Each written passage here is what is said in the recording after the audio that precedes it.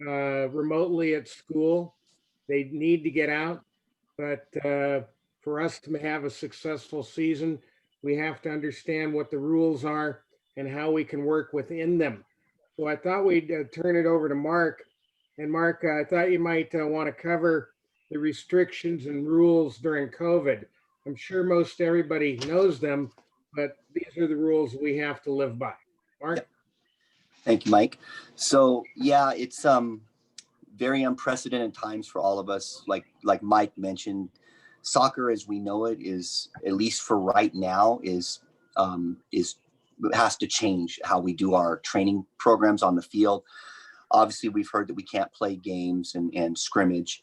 We're going to go over a little bit of that, but I'm going to go over straight from the California Department of Public Health, what they've issued out for, excuse me, get the light back on here, what they've issued out for the guidelines for youth sports.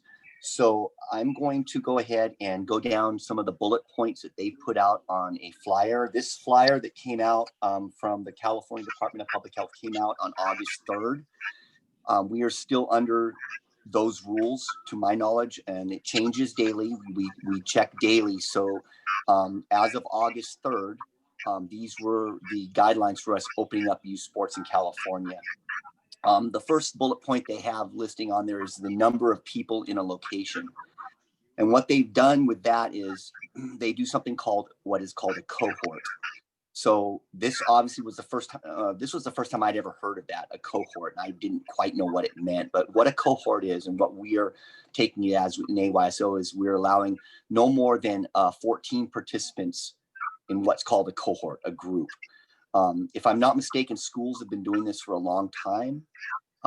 For other situations, they keep what they call cohorts. I think it started in the academic side of things, but we're using it now in sports. So 14 is the magic number. We can't have more than 14. That includes 2 adults and up to 12 players out on the field. Some of the younger divisions will have obviously less than that, but the older divisions are limited to no more than 12 players per team, 2 adults on the field. So that's the first thing.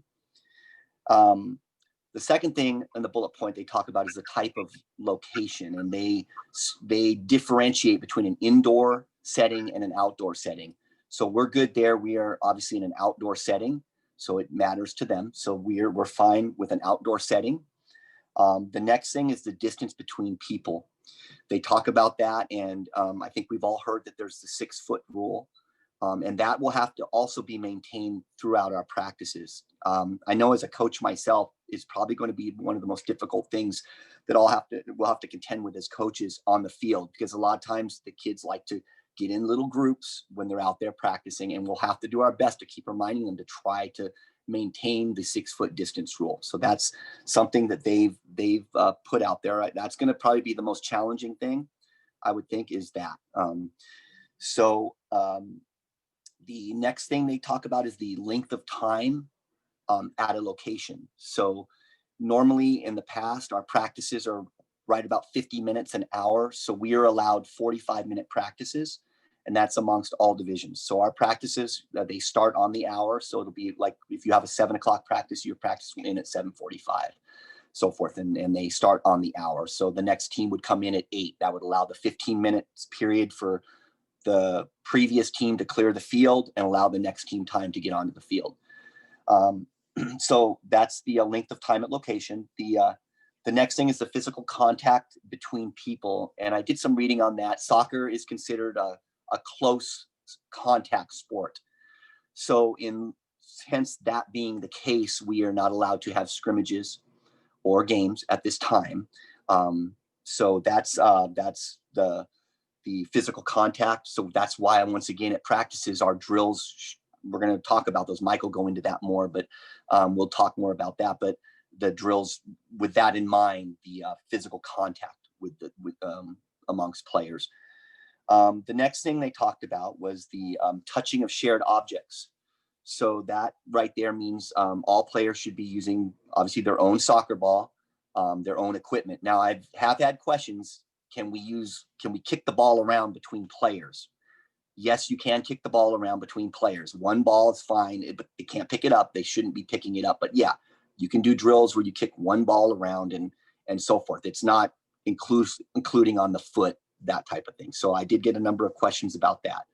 So that's fine. The next one is the use of face coverings. So the rule as it stands now is the players, while they're practicing on the field, are not required to wear face coverings. They can be out there practicing, doing physical exertion without face coverings. Us as coaches, we have to unless we are actively doing physical exertion, we have to continue to wear our face covering while out there with the players. So, and the other rule with that is when they enter the field, that 15-minute grace period, when they show up before practice, all players should come onto the field with a face covering. And when they leave their practice time, they should head back to the parking lot with a face covering. So when they're on the field, so that's the use of the rule on use of face coverings.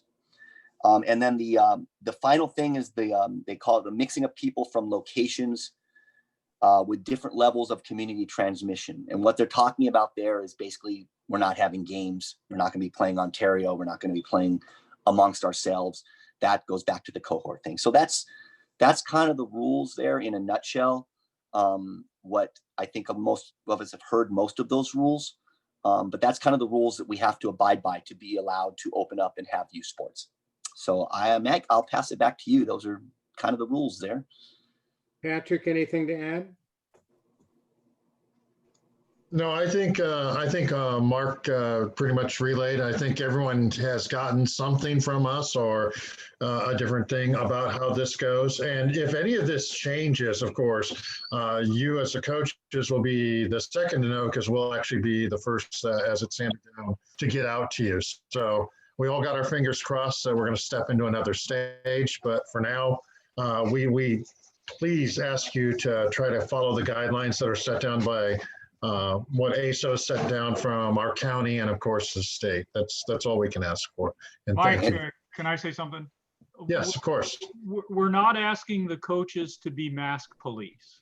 And of course, with the players on your team, you're the coach, you tell them what to do. But we don't want you to be looking at the parents, and if the parents are standing too close together and they're not wearing masks, you can mention it to them one time, but no confrontations. As you know, some people take it very personally. We are going to have field monitors, and the field monitors are being told the same thing. You can say something to somebody once, but don't get into a confrontation. If they say, no, I'm happy where I'm standing, then you just walk away. However, we will come back and do something about that. In other words, we're not going to take care of it on the field, but if we have a family that refuses to follow the guidelines, they're not going to get to participate in AYSO. I just don't want the coaches to feel like it's their job to enforce these rules. Mention it to your players, mention it to your parents, but don't get into any conversations. And if I can add, I'm sorry, Mike. Well, I was going to say, Joey, to summarize, coaches are on the honor system, and there's going to be some administrative support, hopefully, at the field. Yeah, that's exactly how Joey, Mike, yeah, that's exactly how it's going to go. I mean, it's a public park where we're practicing, and my standpoint is as long as they're kind of up on the track and away from where we're practicing, where the kids are, I don't have what they do is what they do. And I don't expect you as the coaches to try to enforce everything with a family. Your job is to, make sure our kids have fun and to make sure they're safe. So, I said, if you have a problem, of course, you've seen it before, please reach out to myself, Mark, Mike, or most commonly, everyone sends their email to Joey. So Joey usually sees everything first, but please reach out and express your concerns. I mean, we're here to help you. That's why we're kind of set this up this morning. So once again, I said, thank you. And I'll bow out and let you go, Mike. Thank you. All right, so our next topic's how to run a training session in time of COVID. And this is really geared towards coaches who are not intermediate advanced coaches or coaches with years of experience. It can be reviewed as a refresher if you are a very experienced coach. But most coaches know when you organize a team, you have a parent meeting and then a player meeting. When you have your parent meeting, in addition to everything, else that you cover, please cover the COVID rules.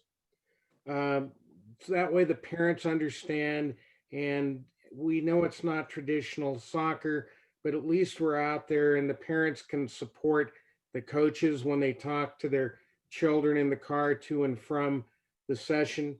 With the players, please emphasize the rules. Frankly, I don't really have a good understanding of how well it's going to work with the youngers. Most of us know they play bunch ball anyway. They want to hug and grab each other. And so for the youngers, good luck. Training plans. This is usually presented in an intermediate or advanced course, but I think it's important to present it now. I view of a general training plan as a 4 or 5-step process, and it's always the same, a little bit like Italian cooking: olive oil, butter, garlic. You always have some type of warm up. I'm going to call that a stage 1 exercise. The warm up can be with or without a ball. It has to be minimum 6 yards apart. The warm up can include an element of stretching, an element of fitness, and an element of touching the ball. We then get into what I'm going to call a stage 2 and a stage 3 activity. Stage 2 is usually a skill-based activity.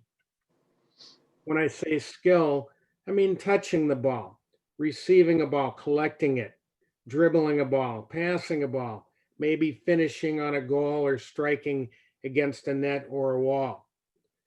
Stage 3 is an increased skill activity. You're usually taking the same skill and making it more complex and adding some type of movement. And I'll talk about these in a moment. Stage 4 can either be an increased activity or some type of game or competition. We have to start thinking outside the box. We're not playing traditional soccer anymore, but that doesn't mean you can't create a competition. For example, if I had U14 players, we might have a juggling competition, and somebody might juggle it once and somebody else might have to juggle it twice, next person 3 times. And by the time you're at 6, 7, 8, 9, 10, it's becoming more complex and the pressure's on. The players are having a fantastic time because there's a winner and a loser. There's a competition. Then you have your stage 5 activity, which is some type of cool down. In a training, all individuals usually learn in 3 ways. Some learn by reading, some learn by watching, and some learn by participating in an activity. I can train anything socially distant by having a conversation, but it's never as fun as actually doing it. Mark, Pat, any thoughts about how you might run a training session? Well, I know the steps Mike was just mentioning and talking about. We have, over the years, when I first started, I didn't know what he's talking about, and over time, I learned the steps for a proper training plan, what we call. But I know we do follow that pretty much that outline right there. We always have a warm up at practice.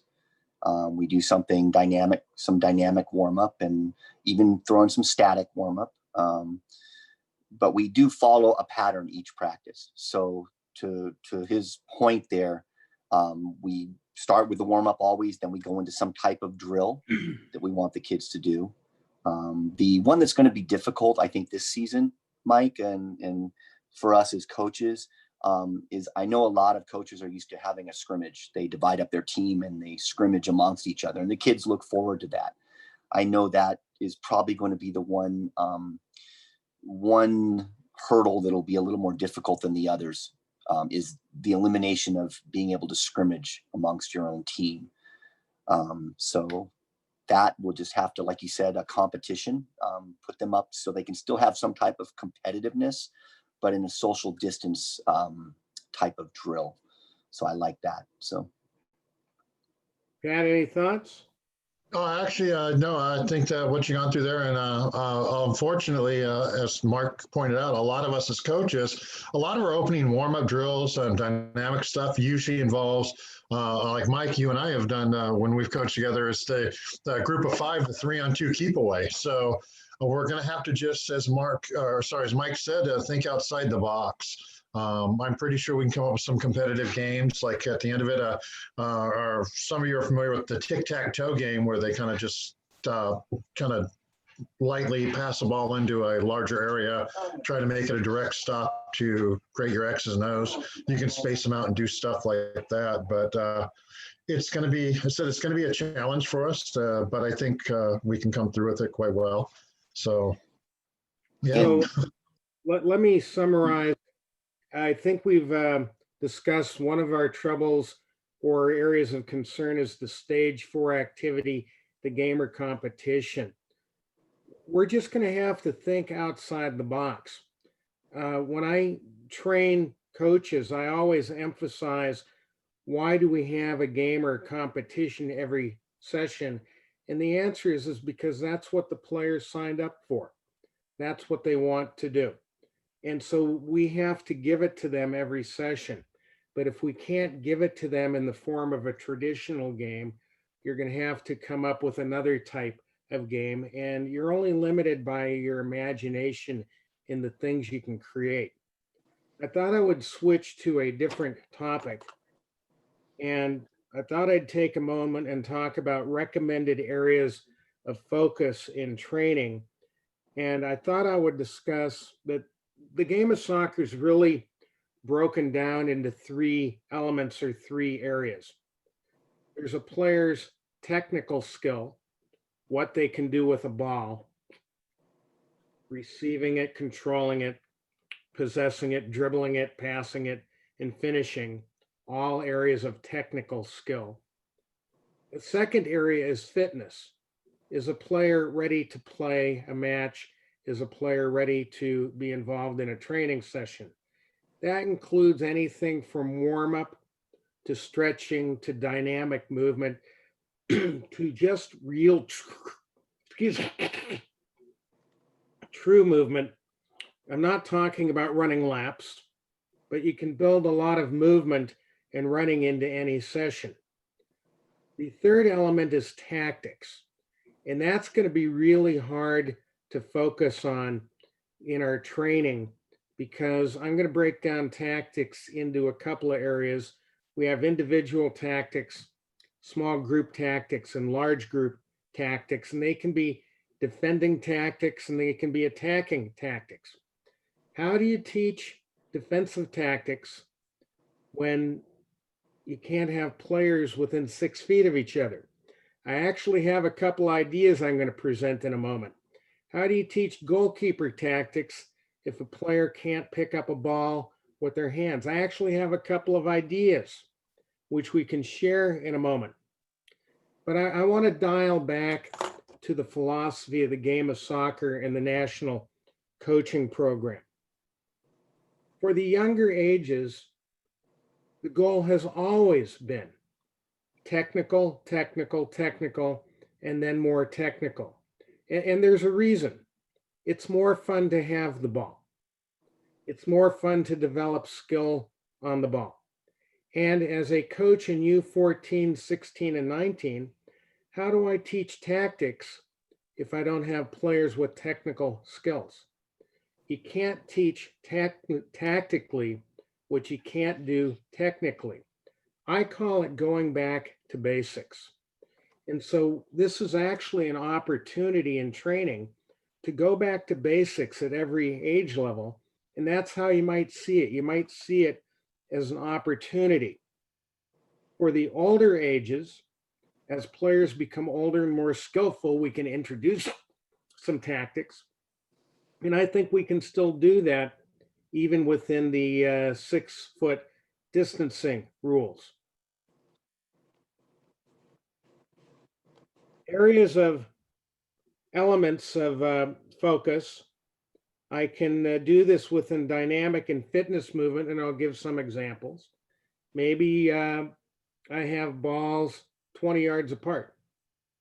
And maybe a player runs to a ball, makes a touch, makes a turn, then runs to another ball, makes a touch, makes a turn, dribbles, runs to another ball, makes a touch, makes a turn. They're getting their movement in. They're getting some touches in. They're 6 feet apart. We can work on anything involving technical, but I can also give examples of how you can focus on tactical. And so I'm just going to focus on the first element of defense, which in the book, some might call it delay. Some might call it marking up a player. Some may call it being touch tight, so close to your attacker, you can reach out and touch them. How do you teach that when you have a rule of 6 feet apart? And the answer is you can do it with flags or cones. I can have a player mark a cone, be in a defensive position, and then switch and mark another cone in a defensive position, and then switch another to another cone and mark in a defensive position. I can set up a field where I have 3 players constantly switching cones, so they're moving as a group. And so I know how to build in, and I can help others come up with programs that actually allow you to be 6 feet apart and focus on some element of tactics, some element of movement and skills. Mark, Pat, your thoughts on elements of focus, the technical side of the game, the fitness side of the game, and the tactical side of the game.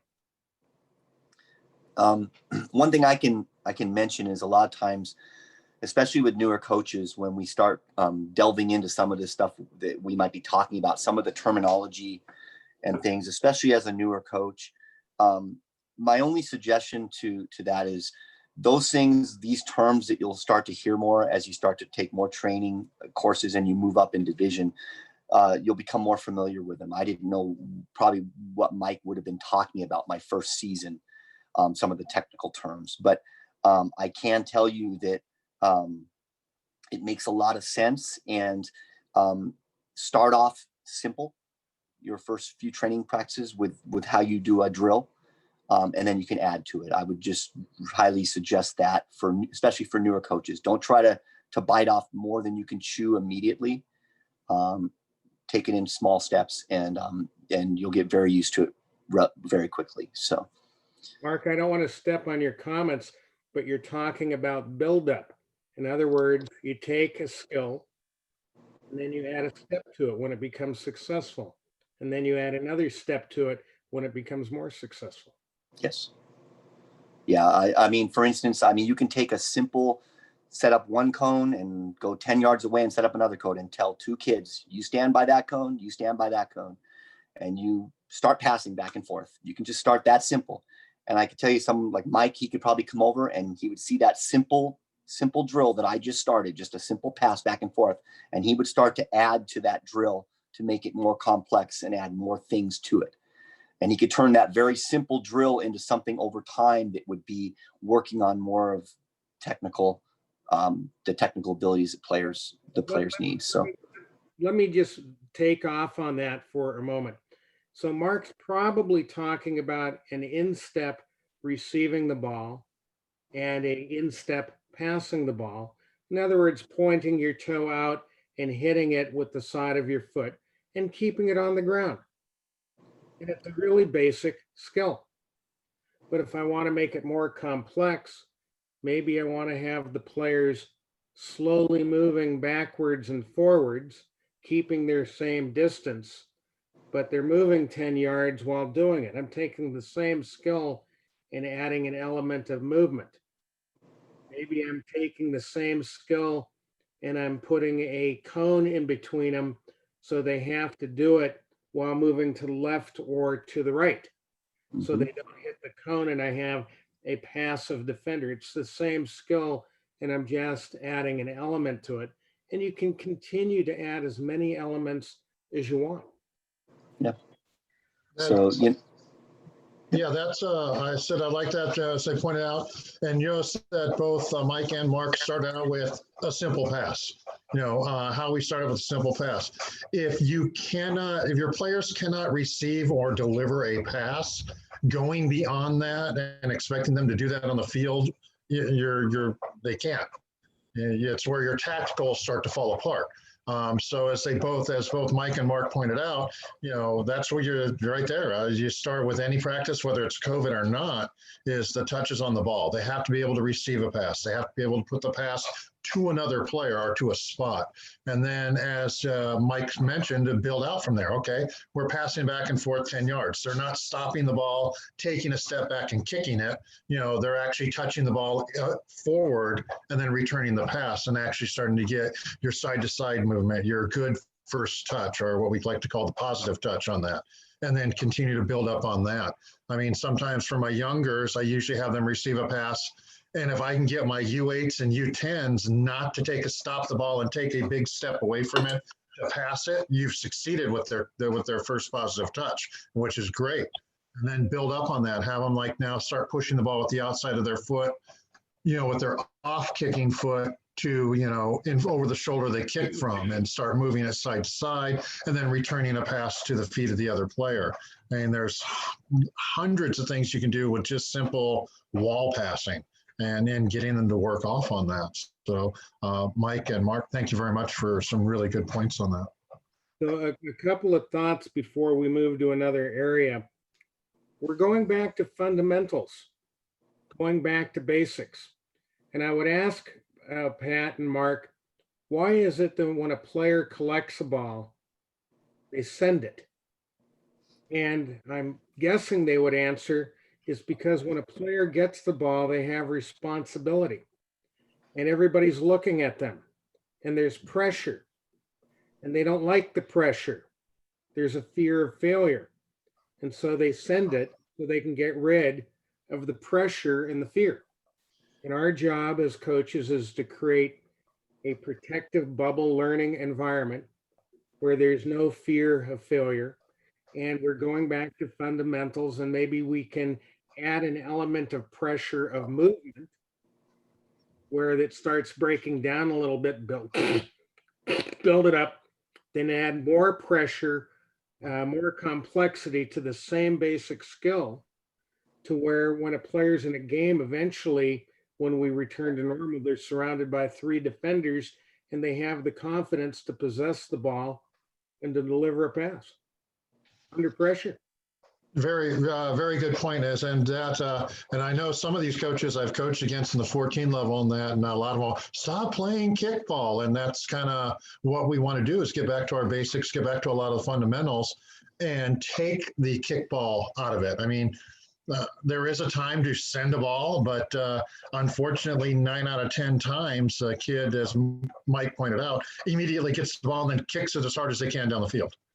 So I guess even within COVID, I've crossed over into what I call the psychology of players, getting into their head and taking them back to basics and building confidence. Within every technical element of soccer, there's usually 4 to 5 steps. And I'm just going to give an example of dribbling. You need a soft touch. You need to be able to turn. You need to be able to change direction. You need to be able to beat a defender. You need to see where you're going. And within each of these elements of dribbling, and this is more intermediate advanced material, I can create a session that is within 6 feet. Within passing, I have to see the ball. I have to be able to move in line of flight of the ball. I have to have a soft touch.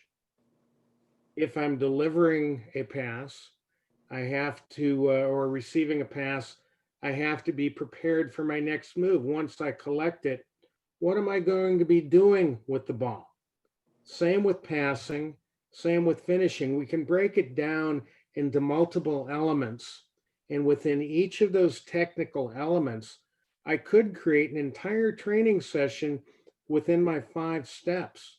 I could create a training session focused solely on keeping my eyes up and vision while dribbling a ball. I'll give you an example of that. The players are in their own grids. You've taught them a dribbling move. They're practicing it. They're stopping the ball. They're starting their ball. They're moving around at different speeds, turning. And a coach wandering around the field 6 feet away might hold their hand up with a number of fingers up, and the players have to be able to do what they're doing while watching the coach, because they have to shout out how many fingers the coach is holding up. And so what I'm doing is I'm teaching the dribbling move, and I'm focused on vision and awareness around the field. I thought I might take a moment and talk about what you can teach even with goalkeeper training. And Pat, I didn't prep you for this, and I'm going to pick on you because I know Pat was a pretty skillful keeper in his day. And so, Pat, if I were covering 5 elements of goalkeeping, one of them is positioning, isn't it? Actually, goalkeeping, a huge portion of it is positioning, which is when to know when to step forward, when to slide side to side.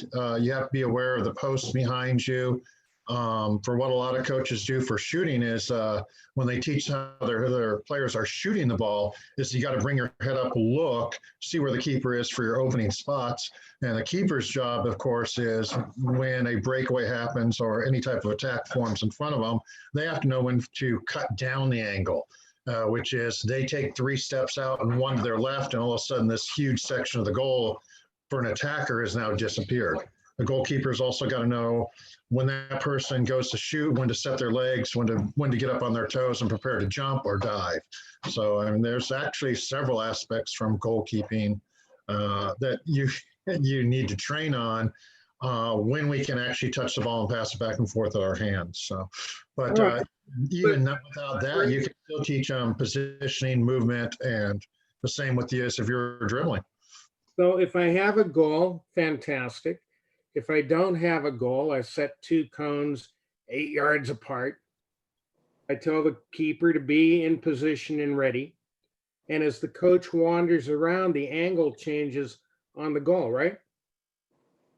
And Correct. That's exactly how it's done. And, you, in the best scenario for both attacking and, of course, goalkeeper defense, you want them to be able to look, see it, and understand and realize where they're moving on that. So, yeah, you can use 2 cones or 2 flags.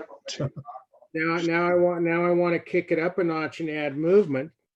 As the coach is moving around, I can have the player in goal take multiple steps to their right, touch the post, take several quick steps to their left, touch the post, and then to immediately spring to the spot where they should be in position where the coach is standing to cut off the angle. Correct. Yeah, that's actually one of the dynamics warm-up drills that we have. Then they could take a jog around the goal, touch each post twice while the coach changes position while they get to their spot, and do it quickly, all without a ball, all within social distancing. Is it as fun as playing a game? No way. Are we teaching the fundamentals of goalkeeping that are critical to their development? Absolutely. Mark, any other thoughts, comments on recommended areas of focus? Well, I know I tend to kind of go back to, I'm thinking about a lot of the younger coaches, the younger divisions and the newer coaches here. Obviously in those divisions, the younger divisions, there are no goalkeepers. So you probably wouldn't be, obviously not training a goalkeeper training. But when it comes to the stuff you were talking about, the drills, the examples of drills you were giving, a lot of these drills can be used amongst all divisions.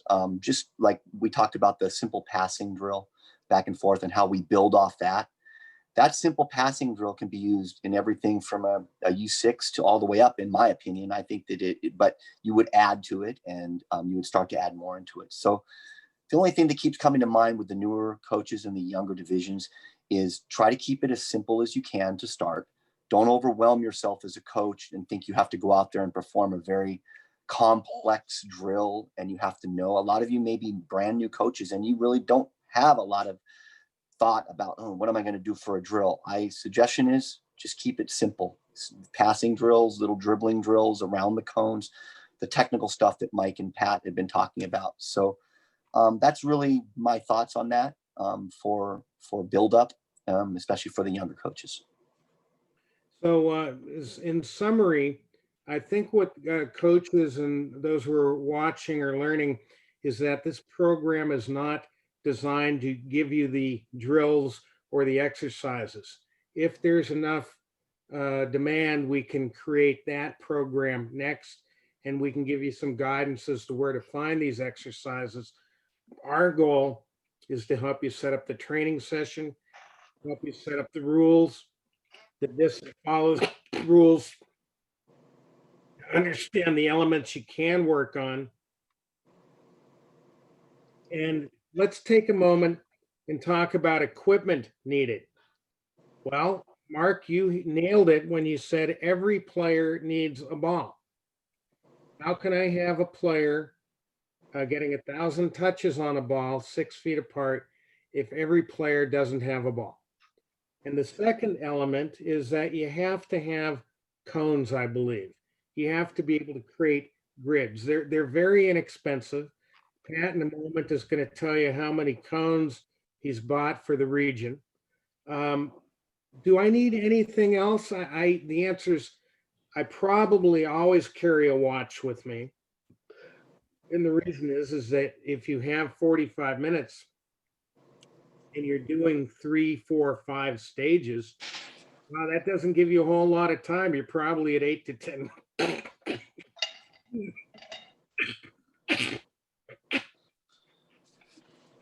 to 10 minutes each stage. Excuse me. Drink some water. So to real quick to add about, he mentioned a watch. Mike mentioned having a watch. I started a few years back for sure carrying a watch that has a stopwatch timer on it. Going back to the social distancing drills and how we can't do scrimmages, a lot of the little competitive things you can do can be a time thing. You can set up 2 teams and who can put in the most into a little net in 1 minute. And having that stopwatch helps. So that is a good piece of equipment I would recommend also. But again, if you're going to have 4 or 5 stages, if you spend 15 minutes on one, then you've missed or not given enough time to other stages. Pennies, I like pennies. I like teams in different colors, but you'd better be prepared to wash them every night before the next session, or you might want to give the penny to each player. Mike, just a reminder, we decided not to do uniforms this year because we aren't confident we'll get into games, and that adds quite a bit to the cost. But we did provide every player with a reversible penny. It's actually a jersey, but it's made out of penny material. We had Pat's daughter try it on. She said she would wear it by itself. Mark, say something so you take over the screen and then they can see it. You just got to talk so we see it. So the penny he's talking about is this. If you can see what I'm holding up, you can reverse it completely to be the red side and the black side. It's actually very, very nice. Nicest penny I've ever owned. So that's going out to all the players this season. So all coaches they should have already got these. So at uniform night. So whoever thought of that idea on the board should get some recognition. That's a great idea. And Joey's pointing at himself. So actually it was a good idea. And just so coaches moving forward, it's so a lot of this was thought out. So if we do step up to stage 2, where they're allowed to scrimmage and stuff like that, and we actually have a chance to do games, that will be their uniform. Like home team will wear black and visiting team will wear red. So just to give you a heads up, that keeps the cost down to families, and we're not trying to rush uniforms out to everyone. So, but if it does step up to that, we will obviously go more into that. So but it does help for practice. That way your team now looks uniformed. And I think that's what a lot of especially the older players, even the younger players, they got a uniform. They get to wear it to practice. It's kind of cool. So hopefully they enjoy. So Mike, I'm sorry. So No, Mike, I'm getting some questions in the chat, and one that they're talking about the goalkeeping. You mentioned not having a goalkeeper use a ball, but I just wanted to point out we're not allowed to share equipment. So to my knowledge, we're not going to be doing goalkeeper training as per se, like shooting a ball at a goalkeeper and letting him knock it away with his hands. Until we hear otherwise, we're not going to allow that from a goalkeeper, unless that's what I understand it to be. So I know we got a few questions about that. Any comments, Pat or Mike, on that? If I'm or Joey, I mean, that's my understanding of it, that we're not allowed to. It was It's asked. because the handling of the ball is one of the things that they, for whatever reason, they were really strict with on handling of the ball. So that doesn't, when you usually do drills like that, you have more than one person touching it. So I don't know. That's what I mean handling. I mean physically picking up and holding the ball. I could see several ways around it, but for right now, let's not kind of worry about training our goalkeepers for punching in that. I know that is from as a goalkeeper myself, that's very essential for them. But currently, as Mark said, we kind of want to shy away a little bit from that. So A that quick is comment on they that. practice on their own at home with a parent or a sibling. A quick comment on that, and then we're almost done, so let's save the chat questions for a moment. But if everybody thought about how many times, without knowing it, their hands have touched their face while we've been on this program, we couldn't mention it. And I think that's one of the theories or reasons why we don't want keepers handling a ball during this period of time. I want to go to training objectives, which is a very short comment. Players don't like just doing physical activity. They don't like fitness. My theory has always been keep it fun. Players love fun. Play games. The players always love games. It's just not a traditional game of soccer. You have to come up with other games. Where can you get information? We can get information from the AYSO national website. The national website has lots of exercises and drills. If you're fortunate enough to have access to a coaching manual or book from AYSO, Patrick, are they electronic on our website? Actually, it's you go to AYSOU, everything's now electronic and downloadable from that. So for whatever division you're in, that's where you have to go for it. Your U8, U10, U6, each one of these manuals has training sessions and things you can do within your age group. Frankly, you can even go on YouTube or resources outside of AYSO. You're only limited by your imagination and what you can create. And if you want to have a little fun, just for the fun of it, after our session today, type in freestyle soccer on YouTube. And you'll see individuals doing just ridiculous soccer tricks with a soccer ball. And if you can even teach one or two of these moves, it's cool, it's fun, it's social distancing. So I thought I'd turn it over to Mark and Pat and go, anything else before we go to open discussion? Mike, can I just insert, since you're talking about the availability of resources on our region website, on the coaches page, we do have the things from the ASO website. They're age specific activities for coaching in a modified environment. So you just have to go to the coach page of the website to get the stuff that's on the ASO national page. And I do want to point out what Mike said, going on YouTube and that. Please do keep in mind your target audience. So if you're a U10 coach, you're not going to be pulling up drills from Milan's national team and, trying to do those. But just please keep in mind that what your age group that you are coaching.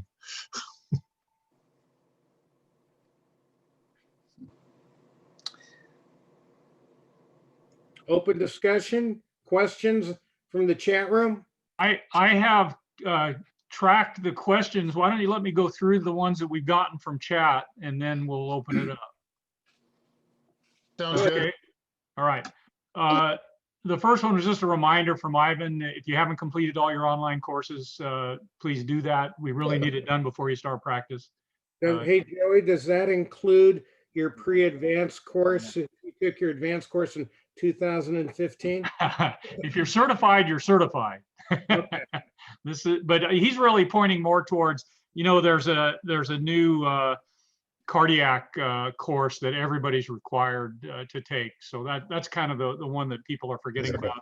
Obviously, safe haven, concussion awareness, things like that. But I know Ivan's been bugging people individually. So if you need to finish something, you probably know about it from Ivan. There was a question if there's any guidance on reporting, because obviously if you get a member of your cohort coming in with some symptoms of COVID, you're going to stop practice and you're going to have to report it. Sandy Orley is putting that together, and I don't know the status of it. I just emailed her, so we hopefully will get some more details, and obviously that'll go on the website. Keep your eyes on the coaches page of the website. Are the rules for the field listed somewhere on the website? Yes, they are. They're currently on the fall 2020 registration page. So if you go to the fall 2020 registration page, the very top in big red letters say, if you don't agree with these restrictions, don't register. And underneath it are the restrictions. And the first couple have to do with the field, the restrictions, how far away people have to stand, etc. Let's see. So even with the gloves, goalies cannot touch or punch the ball out. As of now, I think they covered that. The answer is no. Let's see. Will 16, 19 teams be able to use nets or have access to nets? One of the things, and I forget if Mark mentioned, but I think he did, is we're not allowed to share equipment. So if you want to bring nets, you can. But as far as using the region nets, that would be considered sharing equipment. And we've had to, certify to the county and to the city that we are following all those rules. And one of them is no sharing equipment. Let me touch on that one real quick, Joey. For the olders, obviously, you're going to have the half field. You will have a goal. As Joey pointed out, if you want to bring a net, please, you can use the net, but limit how it's being put up, coach. You're going to have to put it up yourself. One of the other comments I saw a little bit farther down and asked for the 8U, can you bring your own net? Yeah, but once again, please limit on how it's shared and put up in that. So coach, if you're bringing a net, like I use pop-ups and then a full-size goal if need be, but just if you're doing it, please treat and handle it yourself, just so we're staying within our guidelines put up. That way there's no arguments, no finger pointing, no one going, oh my gosh, my coach did this. We just want to kind of avoid that and keep it centered on the kids going out and getting a chance to run around and have fun. Then the last one I have, although I see there's a few new ones, how far do parents need to be at practice, or are they allowed to be there? So the county guidelines actually say that you can have, you should only have your parents in the parking lot. That works for some fields. Fontana was able to do that, but our fields are just a little too spread out. We talked to the city and we talked to them about having parents of the younger kids be at the practice, and they said, yeah, we could do that. We then realized that this is a public park, so we can't really tell anybody, ASO or otherwise, stay out of the park. And so what we've come up with is ideally you would have them on the walking track. That's far enough away that there's no interaction, but we had to come up with some numbers, so we came up with 10 yards. So again, we don't want you to be police, but if your parents are hanging out on the touch line, and everybody should have seen this, it's on the website. Just ask them to give you 10 yards so that you can be on the sideline, you can have your kids there, and you don't have parents interacting. But it is a public park again, so we're not really saying nobody can be at the park. And hopefully that 10 yards, and that's 10 yards from the field. So coaches, hopefully you're on the field, your players are on the field. You should go to the middle of the field, you got more than 10 yards, but we do want the parents away from the field. I've gotten a lot of questions. I have to bring my toddler with me. We want the families to stay 6 feet apart, just like every other restaurant and gas station, wherever you go. Within their little group, we want them to wear masks. But as far as how far from the field, we're saying 10 yards.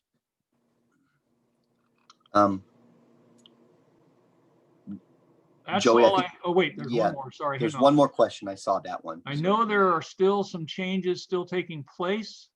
Would it be safe to contact our team parents now? Oh, absolutely. Absolutely. We expect you to contact you. In fact, you cannot imagine how many emails I've received in the last 2 days, which prompted the email that you probably all got from me this morning at 8 o'clock, explaining that the coaches are just a couple days behind. They only just got their uniforms. They now have their rosters and their fields, practice fields. Yes, coaches, please contact your families. They are out there anxiously waiting to hear from you. The rules, if they change, we'll repost them, but you should be able to tell them everything that they've already read on the website. Hopefully nothing really significant has changed, nothing that I can think of anyway. Just to add to that real quick, for an example, like we just received our rosters as coaches on Wednesday night. So normally by Friday, we should have all contacted. By tonight, we should have all, or by last night, we should have all made contact with our parents. So you can have your team parent, like I have my team parent / player meeting this evening. It'll be at Barrel. It will be out on the field where there's space to space out. Yes, you can have them all together, but they need to maintain the 6 feet. So you're going to have parents and players all out on a field. Whatever you decide to set up, go over the rules then with them at the parent meeting. But yeah, I got a question earlier this morning. Can we even have a parent team? Yes, you can, as long as it maintains the social distance guidelines. So just wanted to throw that out there. That's probably going to be the hardest part for the younger divisions, like the 6s, even the 8s, the 10s, is you might have a lot of intermixing of parents and players on the sideline because they're little kids. If something happens, they immediately run over to where their mom is. So, for the, especially for the youngers, please just have that friendly conversation saying, hey, we need to try to do our best to keep the social distancing and stuff like that. So if anyone also has a problem, or as Joey pointed out, just give us an email to contact us, and we can help out in any way possible. And Pat, to add to something real quick that just came to mind, was some of you as coaches have received your rosters, and it might have said on the front, players missing COVID-19. If you did receive a roster where it says that what that means is the family did not sign the COVID waiver, which we're all required to sign, players, volunteers. So that they probably listed, like with my team, I have one individual that hasn't signed. So I need to talk to that parent privately tonight and just remind them, go to the website and update that and get their COVID paperwork signed, e-signed. So Thanks, they can Mark. e-sign it. Yeah. So Let me just add a little bit to that, and I apologize for this bit of confusion. We first identified 200 players who didn't have their paper signed, and that was when we printed the rosters. Now, I know for the olders, which is 14 and above, the registrar tried to keep track of people who signed since then. Since then, about 300 of the 400 have signed. So for the youngers, 8U to 12U, it's quite likely that the parent will say to you, oh, I did. And and if that's true, just have them contact me. Some of them think they signed and they didn't. In fact, I would say almost half the people who think they signed the wrong season. But if you have a parent push back and say they did sign it, there's a pretty good chance they did, and just have them contact me.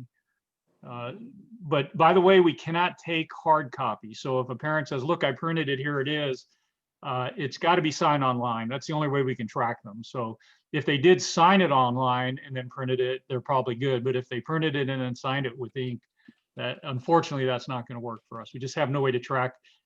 Fortunately, we have 725 players, which I'm pretty happy about. It's much smaller than usual, but for this type of a season, that I think that's good. But that's a lot of people to track, and so that's why we have to do it online. So, I guess if we've covered everything from our standpoint, we can open it up to general questions and conversation if that's good with you guys. There was one question that I noticed you answered in the chat, but it was, can we start practice Monday? Yes, yes, yes, please. If you can contact your players. A lot of players out there are asking me, where do I go on Monday? So yeah, if you can start. To answer the other one, if we do go to phase 2 and games start, do we need to recruit referees? I would say, hopefully let's look forward and keep our thumbs up and say yes, but let's cross that bridge when we get there, because that'll be Joey's department. He'll have to browbeat everyone to get their referees. Yeah, it's not going to be your typical season. If we do get to play games, we may or may not have referees. We have to go through the whole training and registration and everything. Referees.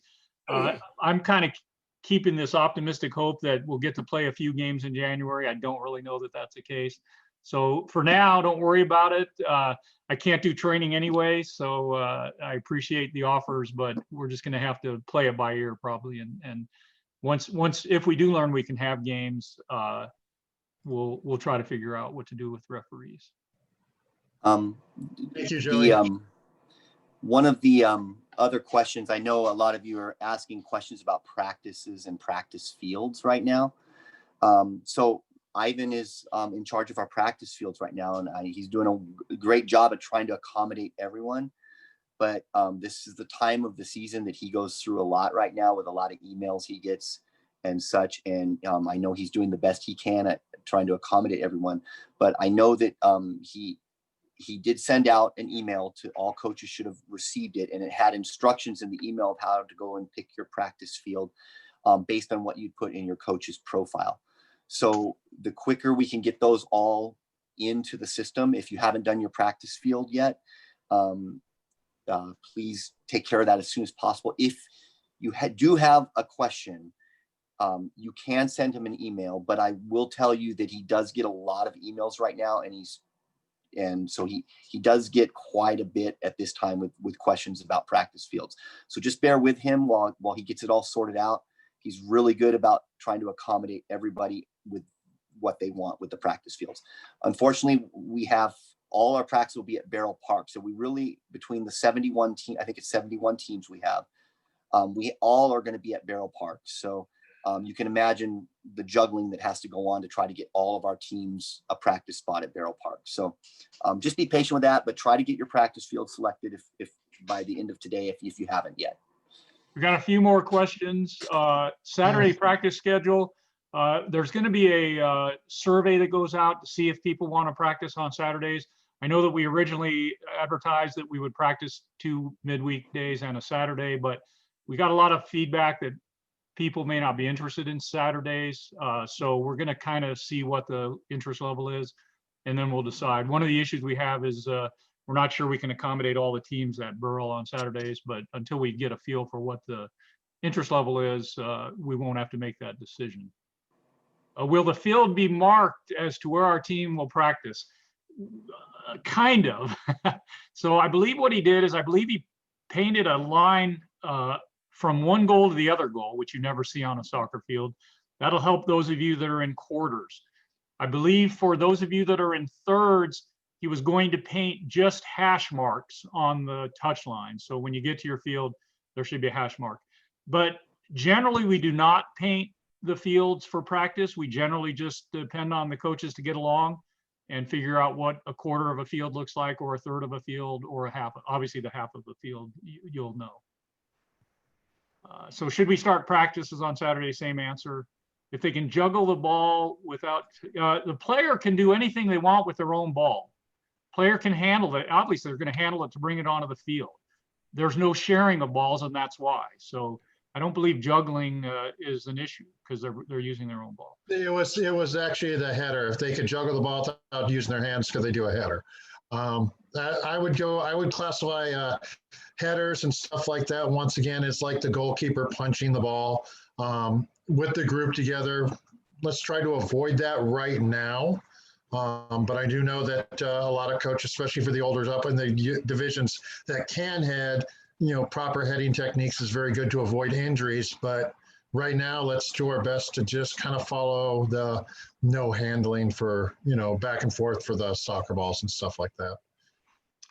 The next one had to do with lights, and this is from an old timer because we don't do key codes and lights anymore. Unfortunately, that was back in the day when it was free. We pay for the lights now, so we turn them on and off remotely. Jeff Gaines, myself, Ari, Ivan, I believe, turn them on and off. So if you get to a park and you discover the lights aren't on, go ahead and text one of us. I would start with Jeff because he tries to be the primary guy, but you can always text me as well. And I'll go in and see if the lights aren't on. We're doing that 45-minute practice thing, which means that for those of you that have the last practice of the night, your lights will go off right before the hour. We used to give you 15 minutes after the hour, but now since you're doing a 45-minute practice, if your practice ends at 9, you're going to want to at least be on your way back to the car by 9. Let's see. The scheduler shows the field's not in use and my team is one of the teams in the middle. If the lights are on, can we use the open fields? If the lights are on and you're not, trespassing, yes, you can. But if somebody comes and says, oh, we're late, please be kind and give up the field. But yeah, you're right. There may be empty fields. And we're not going to turn the lights on for that, but if the lights are on, you should be all right. Yeah, if the whole field is empty, the lights won't be on. So for example, we tried to do that. We tried to keep, if the last hour on East 1 is empty, we didn't put anybody on East 1, so we turned the lights off. It costs us about $7.50 an hour a field, which doesn't seem like much, but it turns into thousands of dollars. In fact, it's one of our biggest expenses right now. Joey, can you hear me? Ivan, your mic isn't working. Okay, well, if you can, I put responses in the chat window.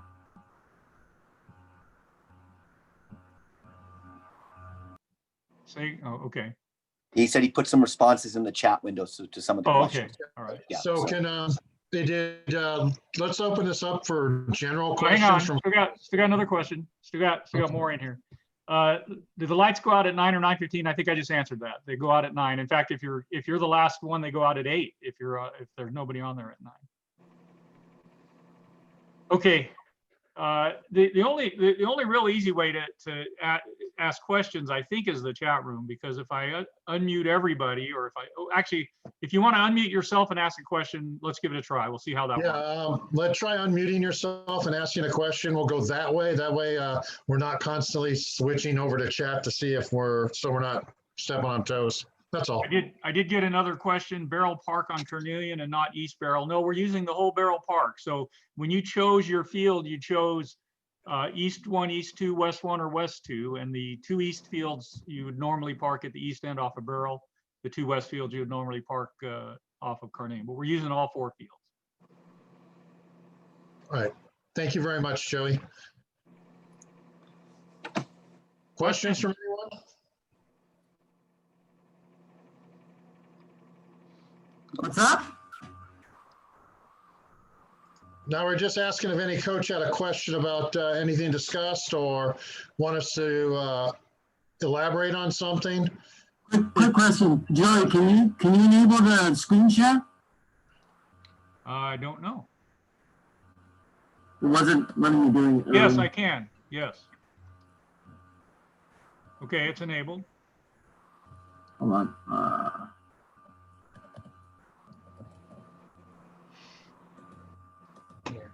Okay, so Working there.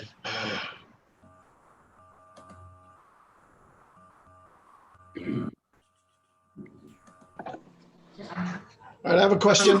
So this is the coach's webpage that we talked about earlier. The materials that are available. We're not seeing it. Oh, you're not? It's still but why loading. would you like me to do it?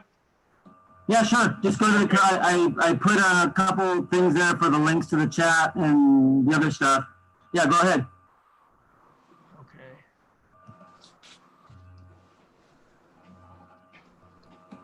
So go ahead and unshare or stop sharing.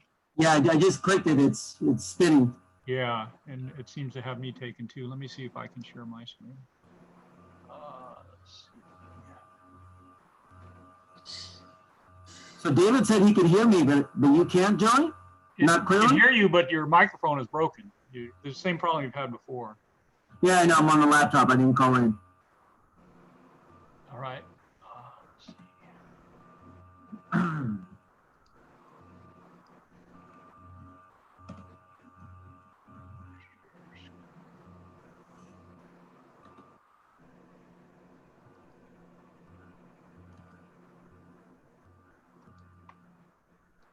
Okay, can everybody see the It's a website? screen. Yes. Okay, go ahead and describe it if you want, Ivan, and I'll try to scroll if you need me to scroll. Well, it's just right there at the coaches page. The 3 images there, those are the age related documents. I believe that was sent out also in an email. I just clicked on So those are the skills, the drills and stuff that ASO has put together to assist you with your, in your practice. So you're not seeing, just below that, for some reason it's not showing up on your page. Maybe you can refresh? I Just, scrolled down. just below those documents are some links that will be for this Zoom call chat log for the questions. Oh, right, which haven't been updated yet, haven't been popular. Yeah, I made those changes, but it's not showing on your page for some reason. Oh, I see, hang on. Yeah, it's because I've had it up there for a long time. Oh, okay. Is it there now? Should be. Oh, your screen? Yeah. Coaches Fireside. Oh, there it is. Yeah, okay. So yeah, we will put a recording of this and we'll put the questions and answers on there. Somebody had a question about heading when juggling. We are allowed to pass a ball among players. Are we allowed? No, you're not allowed. I think they answered that. Are you allowed to head the ball between players? Arnold, why don't you unmute and ask your question? Thank you. So you just, I'm sorry. So you just said we are not allowed to pass a ball among players? No. With your No, feet? you can. With your feet, you can. Yeah. We're not allowed to handle the ball and hand it off to other players. You're allowed to pass the ball amongst the players with their feet. They just don't want you guys handling the ball. They were very, very strict in handling seems to be their term. But passing the ball around with their feet from one player to the other is fully acceptable. As for the juggling, yeah, if they can juggle and then hit it on their own solely, that's great. And I said I don't mind that, but once again, it falls under the same stuff that as goalkeepers are doing. We just don't want one player picking up another player's ball and handing it off. And I'm just trying to adhere to what Nationals handed down through the state of California. That's all. Okay. So if we don't touch it with our hands, that's fine. Yeah. That's kind of great for We coaches just want 'em- anyways. But Yeah, they just can juggle. If they're juggling by themselves, they can head it and whatever, just no hands. correct. No hands. All right, thank you. Okay, Joey, one more. If you can go to the practice schedule page. Oh, hang on.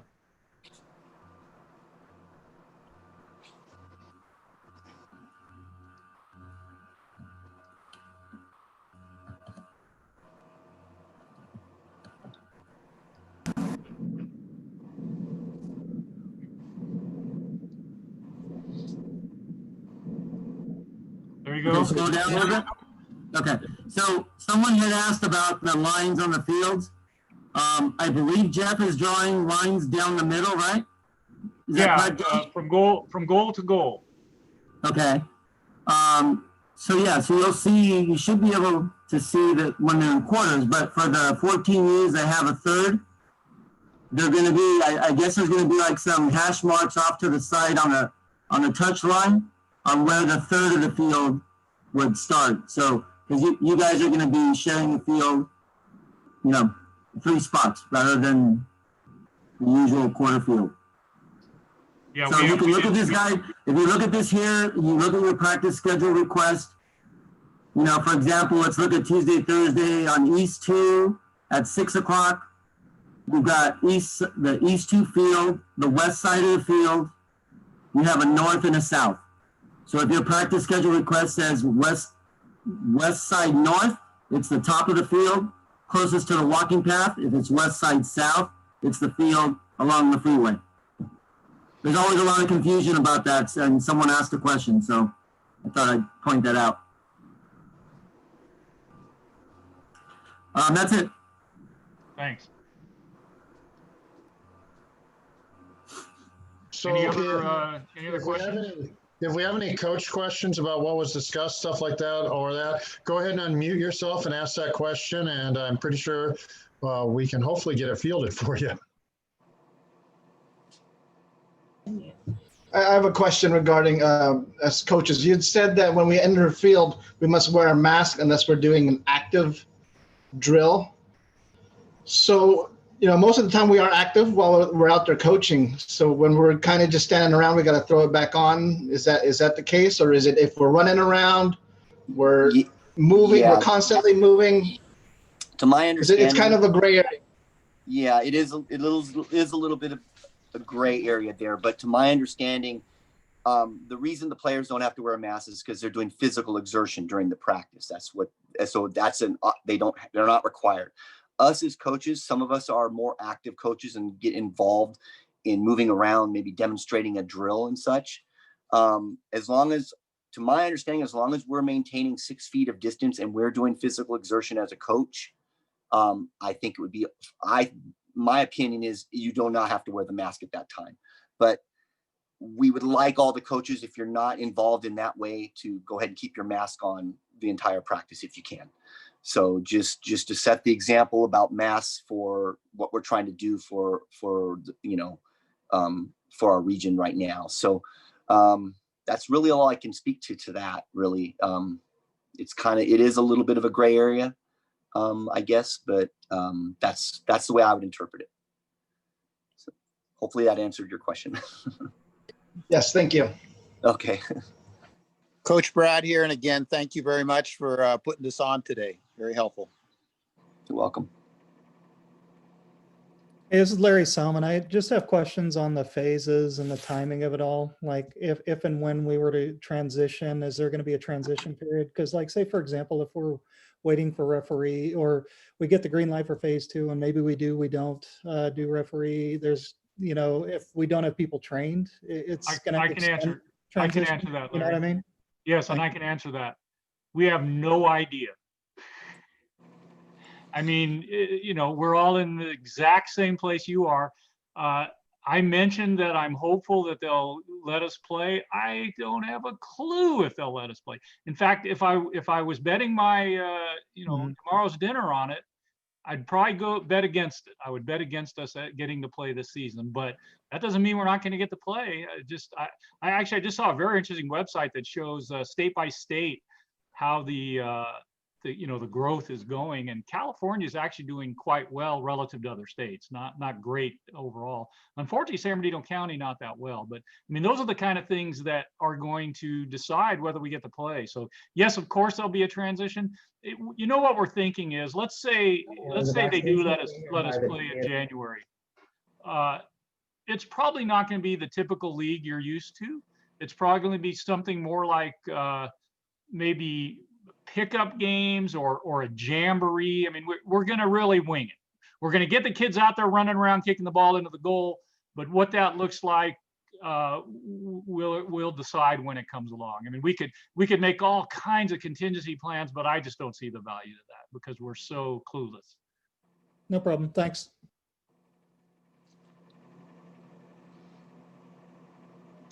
We're losing a few people. We've lost about 15.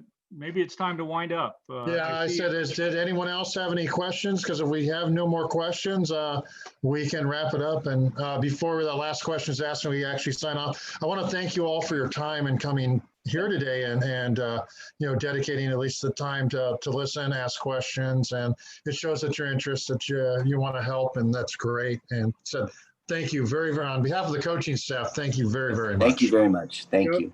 Joey, a final thought.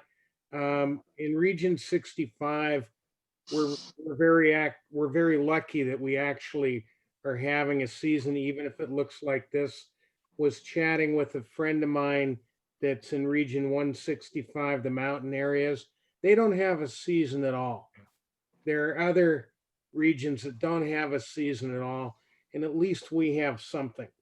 The second thought is if this program was well received, and if there was a benefit to putting on another program, for example, specific trainings for specific for specific topics, reach out to Joey, Pat, or Mark, and if there's enough interest, we can do that. Oh, and if anyone needs cones or something like that, please hit me up. I ordered a bunch for the region for coaches and that. So I don't have soccer balls, but I do have, I have cones if anyone needs cones. So, Pat, how many cones did you buy as the region for this year? I got my first set of, I think it's 500, 300 or 500. I can't remember which. It's just a lot. All right, with that, I'm going to end the meeting. Thank you, everybody. We will get the both a recording audio and video on the website, and I'll try to get the question and answers. It just depends on how much processing it takes. It's going to be a pretty big file. Thanks again. Thank you guys. Thank you guys for coaches. hosting. Thank you.